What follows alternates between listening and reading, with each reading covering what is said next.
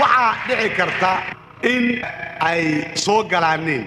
laba walaalo inay soo galaaneen guddigaas ayaa dhici karta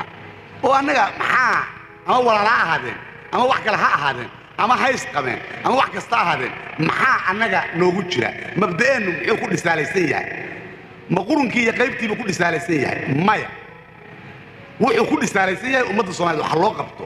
qofkii muujiya oo geesnimo bannaanka ugu soo baxa oo ilaahay iimaanka ku sugo oo diintiisa islaamka aamina oo dalkiisa aamina oo sharafkiisa aadamiga aamina oo ummadiisa gartay inay ummadiisii tahay oo bannaanka taagan miyaynu wax u dhiibanaynaa mise waxaan u dhiibanaynaa mid meelaha dhuudhuulaynaya oo gureynaya wax u dhiibanaynaa innaga mabda'eennu kaabuu ku dhisaalaysan yahay marka haddii nin iyo xaaskiisu ay dadka mid walba inta marada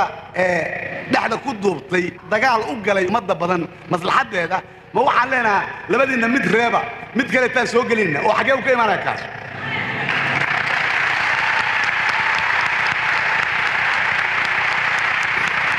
jaalayaal waan garanaynaa dib u socodku hadalka ay ka bilaabi doonaan inuu yahay kaalay reer hebel yaa ugu jira meesha imisa qof baa ugu jirta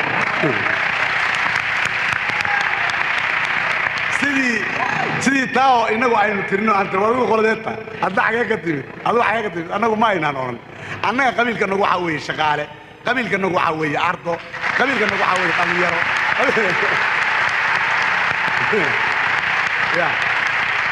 qabiilkayagu waxaa weeye beerley qabiilkayagu waxaa weeye reer miyi qabiilkayagu waxaa weeye soomaalinimo wakaa qabiilkanaga